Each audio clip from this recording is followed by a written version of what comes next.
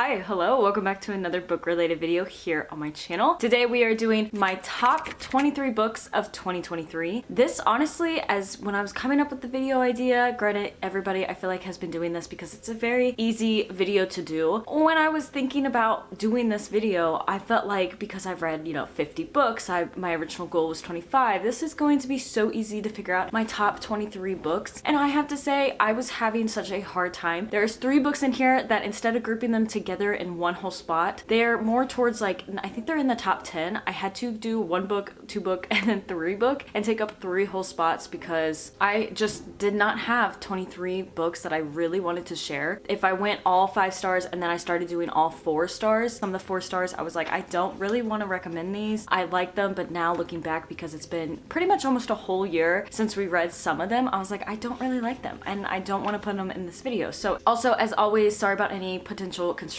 noise, and of course my son is playing with my little people from when I was a kid, so you might hear that. I kind of have my door shut a little bit, but he is in there. His imagination is working as always. We love that, Going into this video, I'm actually ranking these from 23 all the way to 1. I know Destiny Sidwell did this, and I have to say, looking back on all my books, I knew what my top 1 was, and I'm so excited to get to it. But I guess we should start with number 23 first. And the only reason I'm gonna put this book at 23 is because I'm honestly not that far into it. I know technically you're supposed to be finished with a book, or in theory with this type of video, you should probably be finished with the book, that way you can rank them more. And I know I still have probably 80% of the book left, but so far this book has been reading so great and I feel like I'm going to love it. It is The Invisible Life of Addie LaRue. I'm only 70 pages into this book. I'm better. The last time I did a video and I talked about this book, I do believe it was my wrap up in TBR, I was only 30 pages in. That was 4 days ago. I've only read 40 more pages. I don't know what it is. I think I am kind of in a slump. I just didn't want to say I was in a slump. I just don't feel like reading. I really just want to spend my free time doing other things. But this book, so easy to read. I love the writing, and also it's so short chapters, so fast paced so far, and I love the time period, at least from way back when. She was originally in the 1700s, and I love that. My favorite time period is 1800s through early 1900s. Honestly, I always said if I could have been born sometime, it would have been 1890s and then died around the 50s, maybe 60s, because I feel like that's the best time frame to be alive. Granted, you do have multiple wars and stuff going on, but you have the best cars first off, especially when it comes to,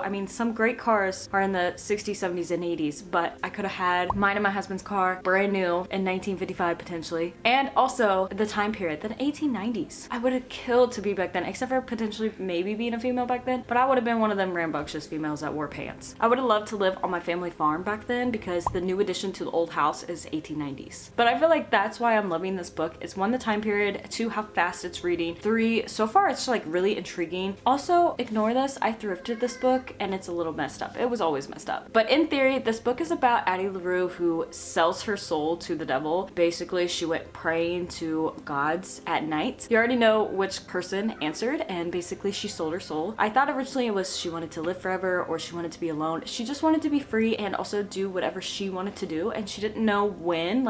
She didn't know how to give him a time frame, but then she's like, I'll give you my soul, and he decided to take it, and they made a deal. And now nobody, doesn't matter if they knew her, her mom and dad, nobody knows her. And it's more so they thought she was a stranger, and then once she tells them certain things, she can't actually speak of her past life. But once she speaks and says random, let's say I was in the woods and I was lost, then if they turn a corner or if they shut a door or anything that divides them from her, they will automatically forget her. And I know because of the summary of this book, eventually somebody comes into her life that remembers her, and I don't know why, but that just sounds like an intriguing plot. I don't know if it's gonna be a romance or if it's just going to be a person from her past life that she ran into. I feel like it's somebody from 2014, because there's a couple different time frames. You kind of go then and now, from the 1700s all the way up to, I think it's New York in 2014. This is such a great book, and it is going to be on my number 23 only because I have not finished it, and I want to include it in here because it's definitely one of my top books so far this year, even though we're at the end of the year. But since I haven't finished it, I feel bad about ranking it any higher than 23. I do think when I finish it, it would probably be in my top 10 though. I'm just gonna throw that in there too. Next we have The Identicals at 22, and I did enjoy this book. Some of these, this is where I started stretching. I was stretching hard. For 4-star books that I enjoyed or other books that I enjoyed, I was trying to fill in some of these empty spots. And number 22, The Identicals, there was a lot of problems with this book that I had morally, but the overall story I kind of liked. I mean, if you don't take into account morals, I enjoyed this story. I felt like it picked up, it always takes me like 100 pages or so to get into her books, but I felt like this book picked up really, really good after I think 100 or so, and I was flying through this book. I can't remember if I did a reading vlog or not on this, but I remember I was reading like 100 or so pages a day, I do believe. Basically, it's about two twins, and they end up switching. One lives on Martha's Vineyard, and then the other one lives on Nantucket, and they end up switching for a weekend because they both just have issues, is all I'm gonna say. I'm not gonna spoil a bunch of stuff, but they end up switching, I think for a week or two. It may not be a weekend.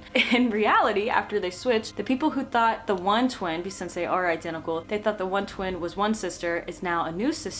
They're now living each other's lives differently though, and so they realize that both sisters both have it terribly, and then they also discover certain secrets, certain things, and there's certain, I don't want to spoil some stuff, but there's certain things that each sister does because of the old sister or the other sister, if that makes sense. I hope that makes sense. I kind of enjoyed this book, but definitely like 22 on my list. At number 21, we have The Heart and the Fist. This is a humanitarian and Navy SEAL, Eric Greitens. I love sometimes reading, especially military, but more so autobiographies and memoirs and things like that. I do believe this was the only memoir that I read this year, but I actually enjoyed this. It did take me a while to read this because I stopped reading it because I got new books. I got really excited to read some of the new books, and then I went back to this, and it wasn't a hard book at all to read. I was very interested in the work that he did as a humanitarian, and then of course when he was in the Navy SEALs, I absolutely loved that. Learning about everybody and some of his great friends, sometimes when he was overseas in like Iraq, Afghanistan, and there were some other places like Southeast Asia. I really enjoyed all of his stories and learning about other people. Last year, I had so much fun reading so many military books, and all the previous years, I have to include, I feel like, a memoir because they're not your normal as seen, and I found this in the thrift store for a couple bucks, and I enjoyed it a lot. Next at 20, I actually got rid of this book just in like a previous unhaul video,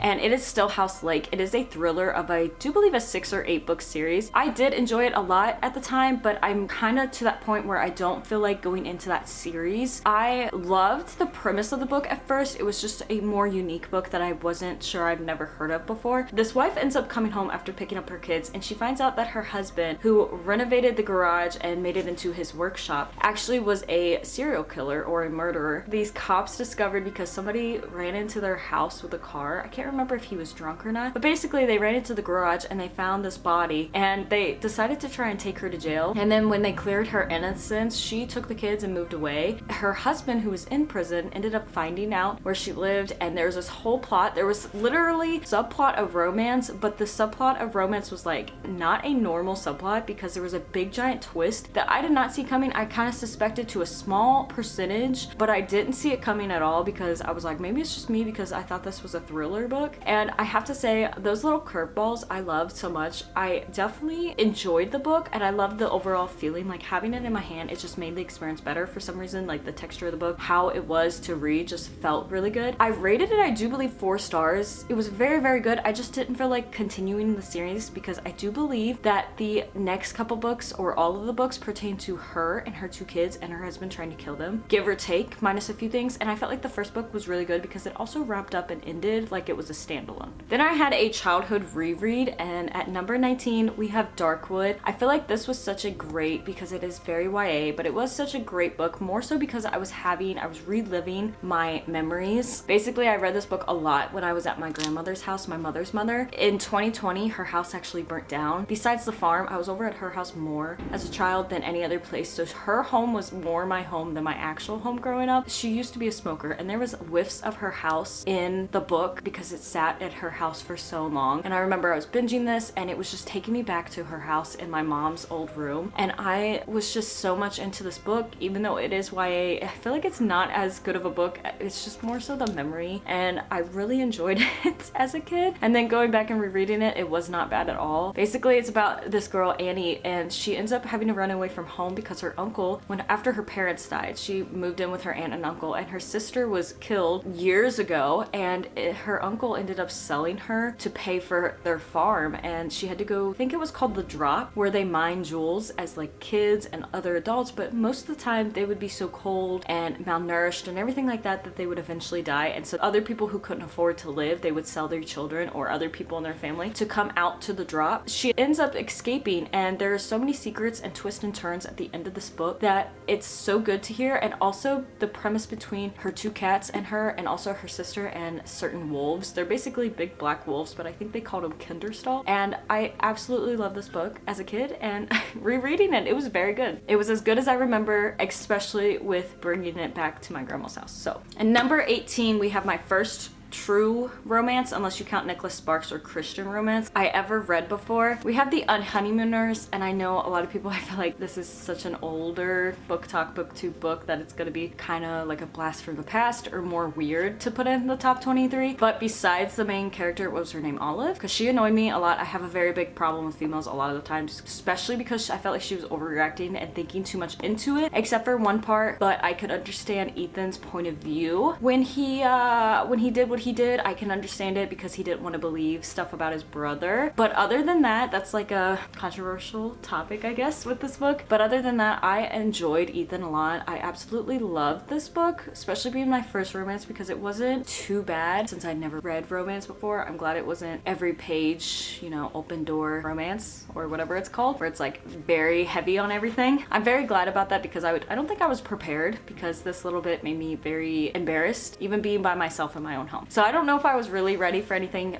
bigger or more to go on. And this book, I feel like, was a great start into it, more so than Nicholas Sparks, because Nicholas Sparks is very like, almost like YA, where he doesn't say much, and I really appreciate that. This book, the whole premise, if you haven't heard of this book already, it's basically two people who they hate. I think they call them like enemies to lovers, but in reality, they're just two people who had a disagreement. They didn't like each other, more so one character than the other. Their sister and their brother get married. They end up taking their honeymoon because everybody gets sick at a buffet that they had at their wedding. They end up taking their honeymoon because they couldn't get it refunded, the original wedding couple, and these two end up living life as their siblings on this honeymoon, having fun, everything like that. There's some other twists and turns towards the end. There's some things about her sister that happens, even though they're newlyweds. There's some, you know, the third act conflict or third act breakup, you know, whatever you want to call it. But overall, I did enjoy this book, and I was very intrigued. And I also liked, I do believe they had text message bubbles in this book, and this was one of the first books to ever do that to me. So I was enjoying this book, and I feel like I read this very quickly too. Then we have Beach Read, my second book ever, or second romance book ever. And I have to say, I absolutely love Augustus. Yeah, Augustus Everett. I love this book for the most part. It was not 5-star vibes for me though. I know a lot of people say that like, oh my gosh, this is a 5-star read, and then when they reread it, they're like, I cried, 5-star read. No, I feel like this book was a little too overhyped. I still enjoyed it. I was slightly in a slump when I read it, but otherwise I enjoyed it a lot. Again, the main character, January gave me some bad vibes, or off and on she just annoyed me. There were a few things that she did that I wasn't prepared for. I didn't really appreciate it. How about that? This was a little bit more deeper or more descriptive about things, so I was kind of thrown with that for a hot minute. I love the plot of this book. Basically, there are two writers. They also don't like each other for, you know, insert said reason. They end up being basically neighbors at this beach, and then they decide they were gonna make a deal or a bet, and they were going to see who could write, after switching genres, who could write and finish a book first. You get to go into their lives of how they write their specific book. Augustus was literary fiction, and January was a best-selling romance author. There you go. That's what it was. So basically they just switched genres, and then they have a new appreciation for each other, even though one had already had a big appreciation for one of them. It wasn't my favorite Emily Henry book, and more so because I feel like when everybody overhyped it so much, I went into it thinking it was going to be so much more, and don't get me wrong, it was very good. I still loved it, but I just feel like I didn't feel the same way everybody else did, and I feel like that kind of ruined it a little bit. I guess that's my fault for always taking what everybody says about a book 100% and then applying it to when I go to try and read it. Then we have Saint. This is technically, I think on Goodreads it's 0.5, but I would read this third in the Fable trilogy. Well, actually it's Fable duology, but then there's Saint and the Last Legacy. This book has two major spoilers for Fable and Namesake, and I have to say I love this book so much. I love reading about Fable's mother and father, and the covers, everything, the vibes, being in this world just made this book so good. And I don't don't know if I can spoil anything about this book because it does pertain to a whole series. And there are so many twists and turns, not so much in this book as much as Fable and Namesake, but I do love the little bit of twists and turns that do go along with this. Then we have And Then There Were None by Agatha Christie, an oldie but a goodie. Basically all these people, I think there's like 8 or so, maybe 12. There is a select group of people who all get this letter and this invite to go to this island, I do believe, and end up trying to figure out who's killing off all these people because all of a sudden randomly people start dropping like flies. This book had me guessing who was the killer until literally the very last page. I absolutely loved it so much. Doing one of those where I was like, no,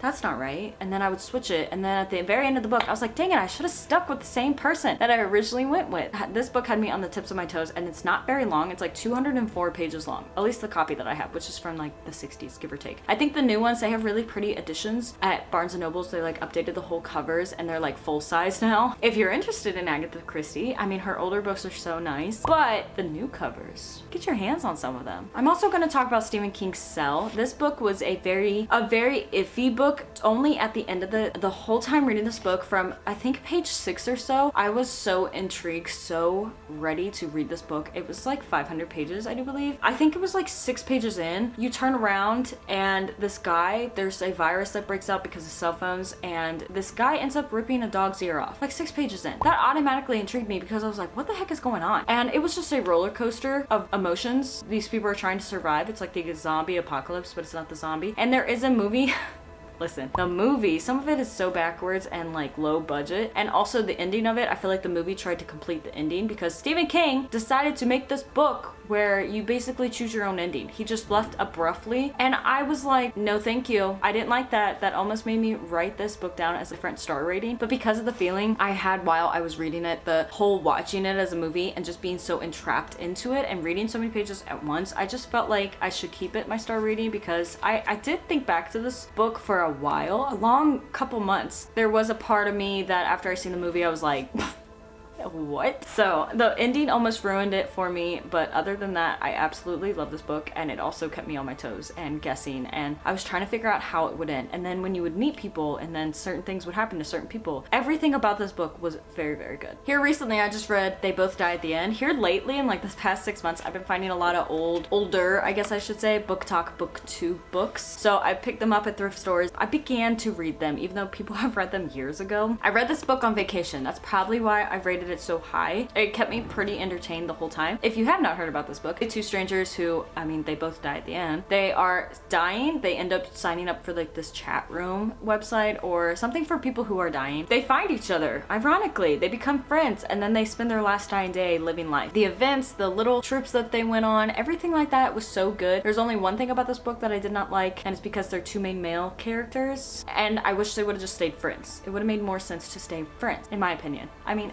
everybody's opinion is different, but in my opinion, I don't like necessarily reading about all that, and I did not know about that before going into this book. But overall, this book was really good, and it kept me entertained. Reading on vacation was just so good. The chapters weren't too long. There is 2 different POVs. For the most part, I feel like I liked how it ended. I wasn't 100% sure going into it how I would feel about how they would potentially die. I also didn't know how the author was going to do it, and I feel like for the most part, the author did a decent job. Then also by the author of Fable and Namesake, I call her Adrena Young. Somebody I know with the name Adrena. I think her name's actually Adrian. I am so sorry. She also has a duology that is The Sky, the Deep, and The Girl That the Sea Gave Back.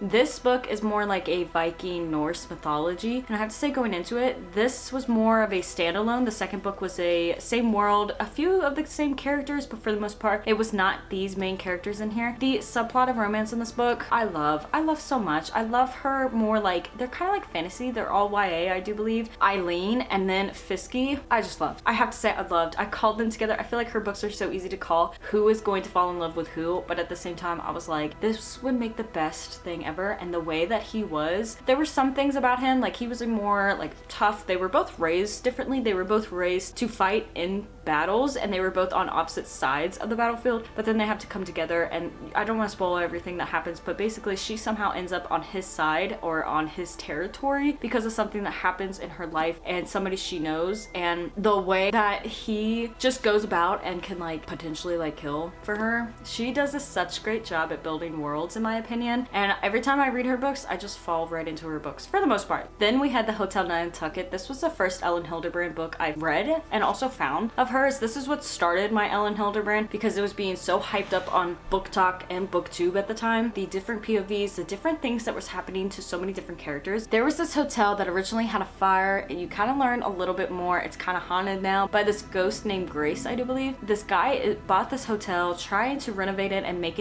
a profit from it, basically. And then he hires people, and also just people staying in it. You get a lot of POVs from that, and you at the same time you're getting this person who goes around to different hotels and resorts and inns and B&Bs and everything like that, and they give out, I think it's keys. I think it's like 4 or 5 keys was like the top keys. If it was 4 keys max, nobody had ever got that 4th key, or if it was 5 keys max, nobody had ever got that 5th key. They were always 1 key off. She always found something to gripe about with something. The littlest thing or like the biggest thing, like roaches or something. I don't know. You're trying to figure out who exactly this person is. And at the end of the book, it's really good. It's actually really, really good because I didn't honestly see it coming. I thought it was going to be a person who was the opposite gender, and it wasn't. And I was actually thrown a curveball at the end. And the whole plot of this book, well, more so everybody's different point of views and all of their life stories, I felt like were so intriguing for some reason. Now we're getting into my top 10 books. This next book is, like I said, where the controversy might come about because I know how people feel about beach read. People We Meet on Vacation was a lot better for me than beach read, and I'm so sorry to say that. I love this book. There are 2 people who, I can't remember how they met, like if it was in college or school, but they basically went on vacations all the time, and then they had one falling out, and they end up trying again multiple, I think it's 5 or 7 years ago or more, I don't remember how many, but it was years later. They try again on one last vacation, and it's kind of starts off rocky because they had that falling out, and you're kind of also learning at the same time while they're trying to repair their friendship, you're learning about why they fell out. And I like how Emily Henry actually did, you would be in present point of view, and then you would go all the way back, I think it was 12 years was the first year that she started this, and then you would go back to present, and then it would go back to like 11 years, and it was counting down to their falling out. I was scared about what their falling out was going to be. I was thinking it might not be as exciting. I thought it wasn't going to be good. I thought it was going to be over dramatic, to be honest. Anticlimactic. They just fell out for, you know, something stupid, like I think I gave the example of, oh, he ate my pizza and I got mad at him and I left. You know, something stupid like that. It wasn't so much that. It was, I felt like a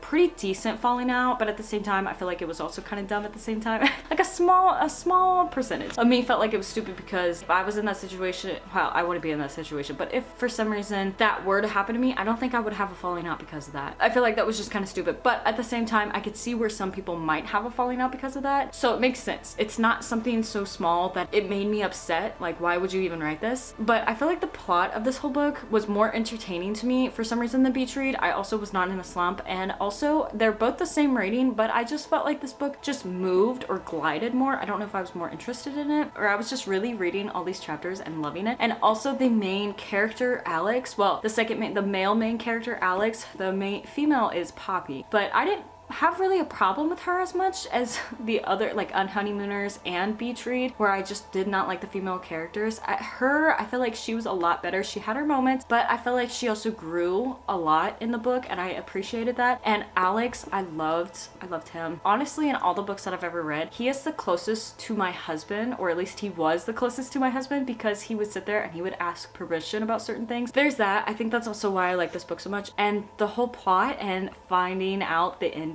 more so everything with Alex when he confessed a lot of things, I don't know why. I just love that for some reason. Like, he was such a great character. At number 9, I have Carve the Mark by Veronica Roth. She wrote Divergent. This is book 1 of a duology. I love this whole duology. I think I rated them both the same, but out of the 2, this was my favorite, more so because of Akos and Syra's relationship. They built it up. They knew each other for a few years. You kind of learn a lot. There are some twists and turns in the second book, but in this book, I just love their friendship building for the first, I don't know, it was like 200 or so pages. Like after they met, it was like 100 or so pages. Their friendship building, how they helped each other out, their worst twists and turns outside of their friendship and then inside their friendship, and it just carried on into the next book. And this whole plot and premise was just so good, and I felt like this was such a, like, not necessarily underdog, but one of those not as common, because everybody only knows her because of Divergent. I feel like I had never seen this duology before until I found it at a Goodwill, and when I read it, I just fell in love with it. I felt like it is YA, but I felt like her writing and everything is so easy to read because it is YA. There were moments where you could call it's kind of cliche, or it's just like she set it up to where you could kind of guess it if you were paying a lot of attention. But otherwise, I feel like there were some parts that I didn't see coming, and some parts made me not necessarily upset, but like audibly gasp, and I was confused at it. Had a lot of emotions with this book, but more so good than anything, and I loved it. I recently just read the whole Renegades trilogy, and I just posted a video for that whole reading vlog because I did a lot of, not necessarily, I didn't do spoilers, but I was trying to kind of show more of my experience reading it or reactions while reading it. Out of that trilogy, Supernova was my favorite. I feel like this is everybody's favorite. I did have a little bit, not necessarily concern, but a little bit of where I thought the ending was going to be something else, so I was a little disappointed at the epilogue, and also it was at somebody else's point of view, so I was confused for a hot minute. But other than that, there was so much, and I mean so much in this whole book. The secrets that were divulged in this book, the relationship between Adrian and Nova, everything that happened in this book I felt like was so good. There were times where I was, in my reactions, I was stressed out, scared about certain people having certain things happen to them, and there were certain times where I forgot certain people were protected, let's just say, without spoiling, they were protected, and I just love this. This whole series was so good. It's still fresh in my memory because I just finished it, I think last month. It wasn't too long ago. And they're all great books. They are all very great books. And Marissa Meyer wrote this, I feel like, so well. And it was just more of like a YA. It was a great series to pick up. They are a little chunkier at like 400 to 600 pages, but it was just one of those series that you pick up, you kind of just read, and you're not really having to think about much. You're just reading, potentially watching a movie like I did. It's just a relaxing, good time, basically. And number 7, I have The End of Her. This was also in a reading vlog. I think it was in my reading 100 pages a day, and oh my gosh, that's all I have to say about this book. Oh my gosh. No, I'm just kidding. So this book is I do believe it's just a thriller. It is about this happy married couple. They have a daughter. No, I think it's a daughter. They have a baby, and their life, this wife thinks her life is perfect. She's the white fence, suburbia, you know, the cookie cutter home, the perfect wife who does the PTO, you know, that kind of wife, you know. Her husband ends up having this friend, or this ex, come back into her life. Her name is Erica, and she decides to say and start spreading rumors about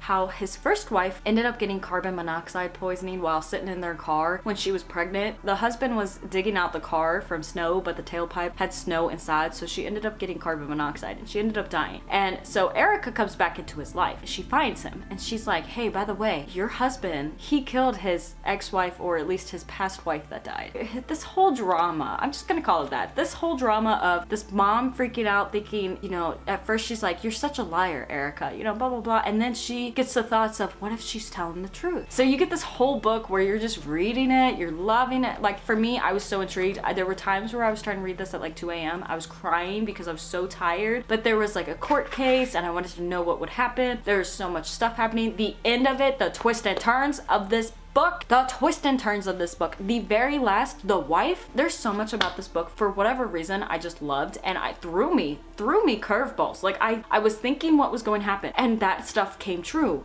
But then there were twists and turns with those things that I thought was going to be true. That whole, if you're just curious, that whole video, because I have a couple books from that video, just go watch that video, because my reaction to this, the wife at the end of the book, she surprised me. I didn't think she was gonna do what she did. And oh my gosh, if you haven't read this book, please read this book. I don't know why, but I just love this book so much. I just feel like now I want to recommend it to so many people. Next at number 6, I'm going to include both of these together. We have Fable and Namesake. I already talked about Saint. These books I could not put as just like Fable on one and then leave it, or Namesake on one and just leave out the other one. These basically are 2 books written together, and then Adrena Young she just split it down the middle pretty much. Also, these covers are absolutely beautiful. They were so fast paced, you jump right in. So normally my page, my social media, there are certain words, more so like cuss words and stuff, no matter what. There are certain things that I don't put online. Don't know if this is considered, to some people I guess it might be considered curse word or anything like that, but basically chapter 1, the very first line of this whole book says, that bastard was leaving me again. That's how the whole book started off. First off, I'd never started a book like that before, and I was like, all right, what's going on? What are we doing? You jump straight in, and then when we end on a cliffhanger, and I mean we end on a cliffhanger in this book, we then jump into Namesake, who basically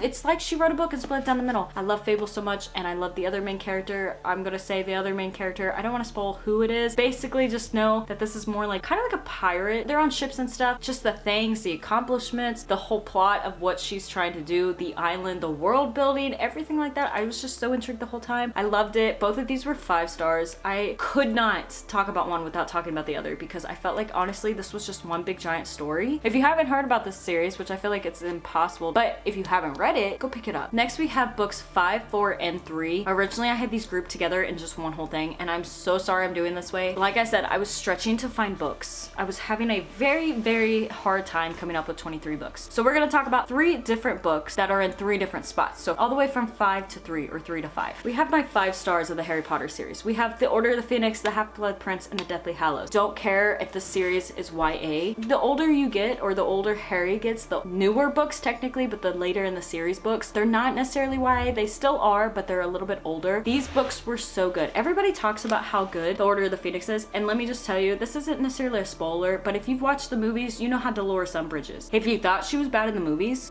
just read the books. She's twice as bad in the book than she is in the movie, which I didn't think was possible, to be honest. She is terrible. The things that happen in this book, unless you've read Harry Potter or at least watched Harry Potter, I feel like you can't really talk about these last books because there's so much that happens, especially in the previous book, The Goblet of Fire, that starts this whole thing. So I don't want to spoil things, but then we get into The Half-Blood Prince. Let me just tell you, this was the book. This was also the movie that like shocked everybody. The book that shocked everybody just because the ending of it. There was so much happening, and I don't know how to describe it. They're such great books. They are honestly so good. I love these hardbacks too, especially in like the good condition, because if you see my next one, you'll know why I say good condition. Honestly, flying through these for as big as they are, I think The Order of the Phoenix is one of the thicker books at 800 something pages. These are like 700 each, or 600 to 700. So they are a lot thicker, but at the same time, the font and everything like that isn't too small. It isn't necessarily too big, but it isn't too small, and it's easy to read 50 to potentially 150 pages at once. And then lastly, like I said, we had The Deathly Hallows. To sum it all up,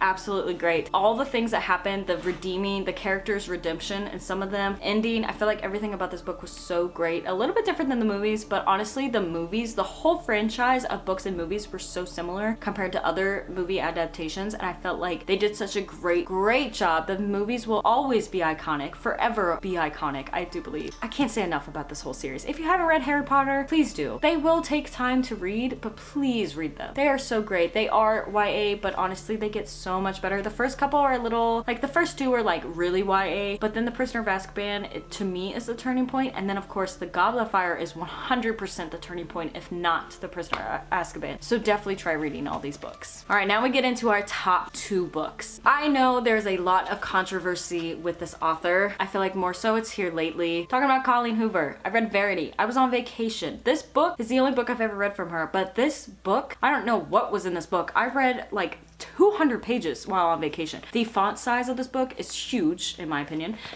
I love how stiff this book is. Usually I like when books are like kind of floppy, but this one's a little bit more stiff. It's like felt. It is heavy for a paperback. The whole plot about this author who goes into, basically it's this other author's house, but she ended up getting into an accident, and the original author who wrote this series invited this new author whose name is Lowen. He invited her out to his house to basically finish his wife's series, and there is some things that Lowen discovers, more so this script, and there were certain things that this husband and Lowen do, and some things that it leads to. The mystery or the like thriller part of it, I don't know what you want to call it. I think it's more so a thriller than anything. Oh my goodness, this book, I don't know what it was. I was loving this book. I was watching a movie the entire time. I was flipping pages. Everything about this book was so good, and I know she's not really well liked anymore, but I love this book. I love this book so much, and the cover, everything about it, it was just so good, and this was definitely my number 2. And now for the final book of this video, my most excited book that I think back to all the time. I've been thinking about this book. I'm so sad that I have to wait a whole year basically for the next book, but I don't want the other book rushed, because we all know what happens when books are rushed potentially. Did not think I was going to like this book as much because it is a first book published from this author. I'm talking about Throne of Betrayal by Brianna Wilson. I went to school with her. This book was so good. This book was so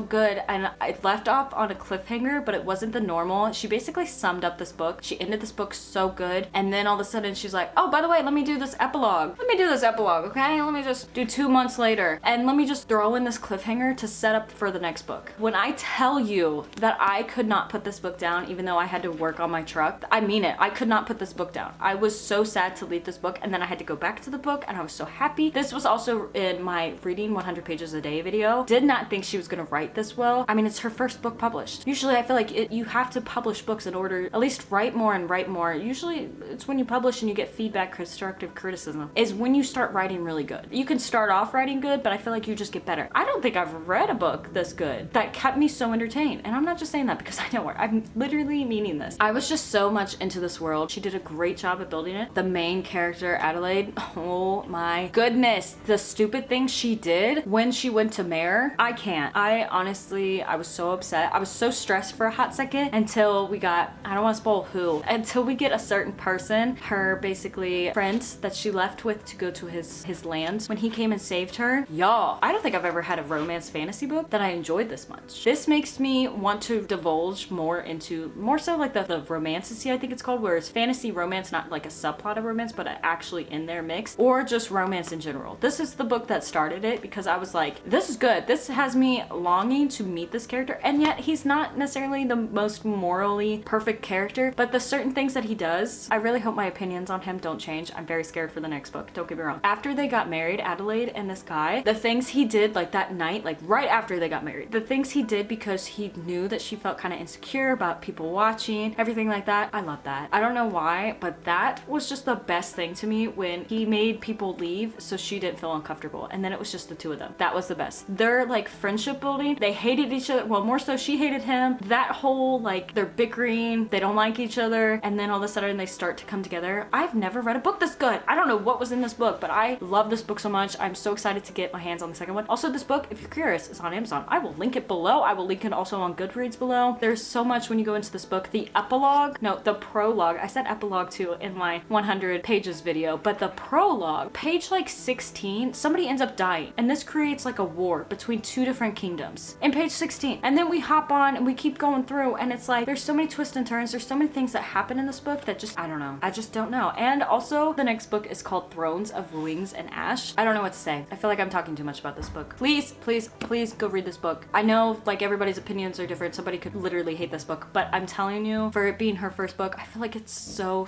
good, and I'm so excited for the next book. Please go read it. That is my top 23 books of 2023. I hope you guys all enjoyed this video. As always, be sure to subscribe and also stick around for any upcoming videos here on my channel. God bless.